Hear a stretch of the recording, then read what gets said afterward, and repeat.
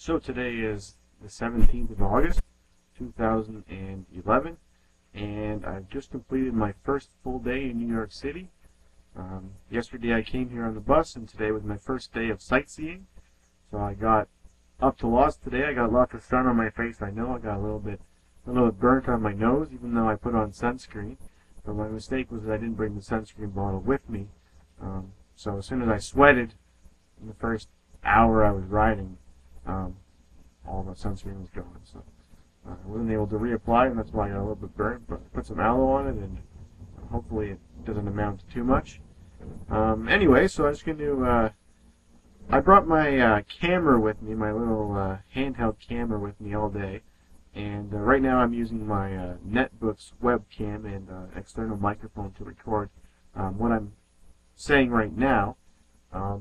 So my plan is I'm going to kind of chronologically tell you about what I did in my day, and then when I go home and edit all of this together, at the end of my trip I'm going to splice together and put in, while I'm talking, and put in little clips of what I'm doing, or showing all the things that I did, all from the other camera that I filmed, so that I can narrate what I'm doing and show the things that I did. So I have to realize as you're watching this that what I'm talking about, I can't actually see myself, because this editing business is going to happen at least in a week from now. So anyways, I'll start off with describing my day. So I started off this morning after I had my shower.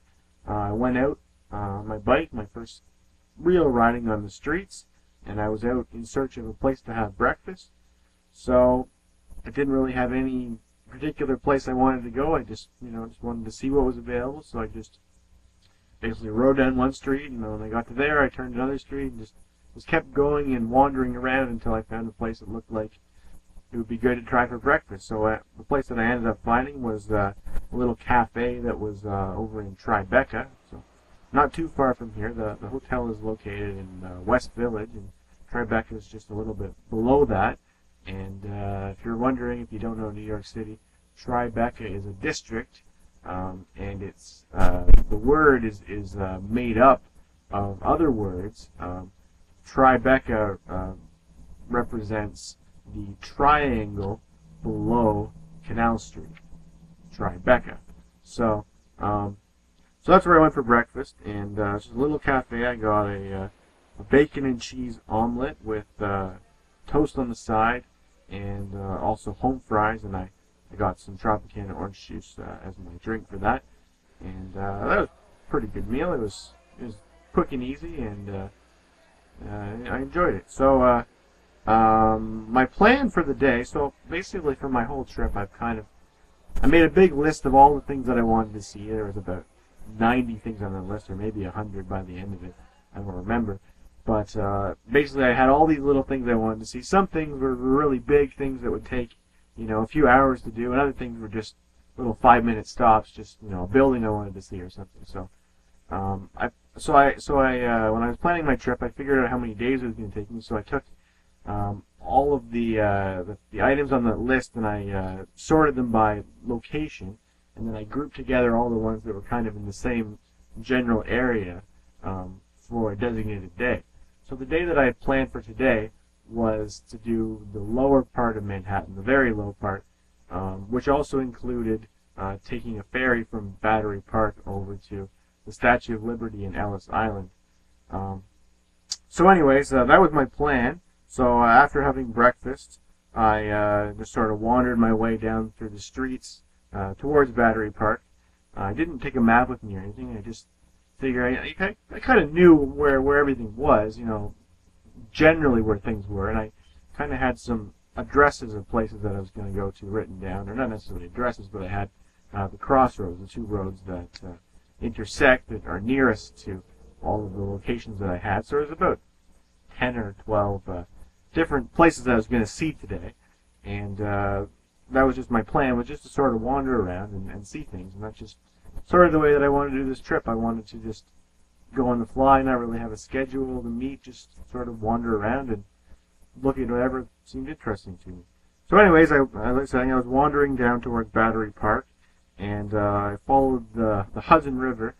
There's a nice bike path which runs from right outside the hotel all the way down to, well, it runs down to about where the World Trade Center complex is, and then it changes into a sort of a park that's not really a bike path, but it's a shared walkway that you can bike on. So I sort of went along there, and I followed that other pathway, another parkway, which kind of led me into Battery Park, which is where you catch the ferry to Ellis Island and to Statue of Liberty.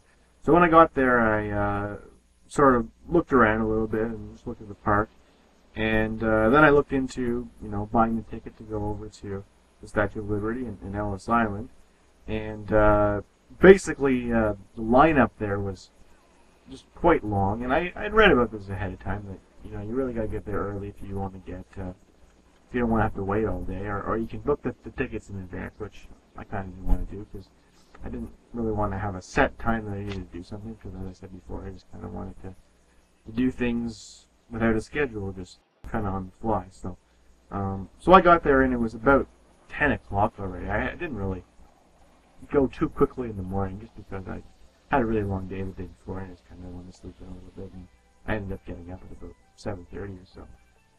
So that was so the line was pretty long, and as I had also read, the tickets that were available at that point were only tickets that could take you just to the island, just to walk around on the two islands. It didn't give you admission into the pedestal of the statue, where there's sort of a little museum, and you get to go up a little bit higher than all the people just sort of walking around on the ground.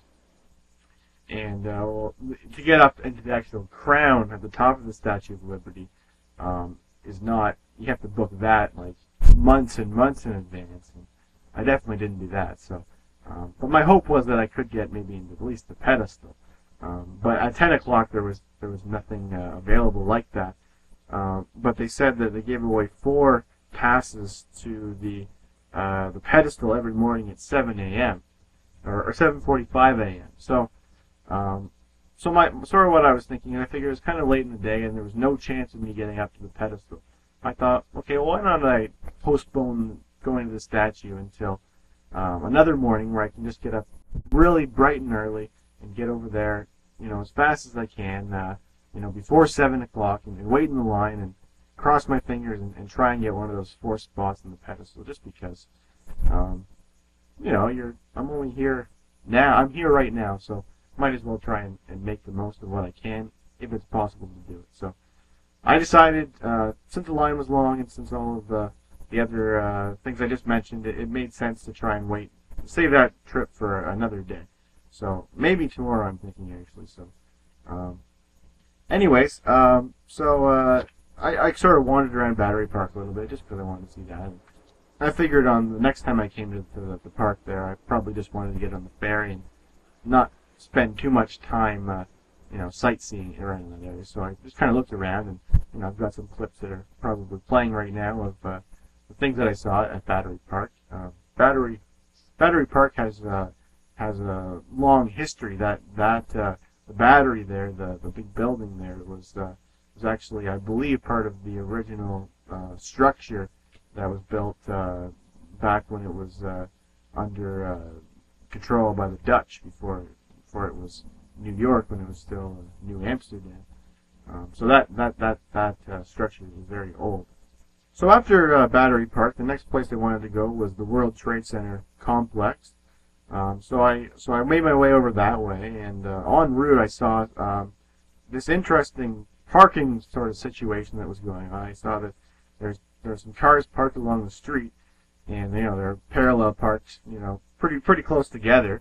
But the small gap that was in there had been filled by either motorcycles or scooters that had parked in sideways and just sort of wedged themselves between 2 cars.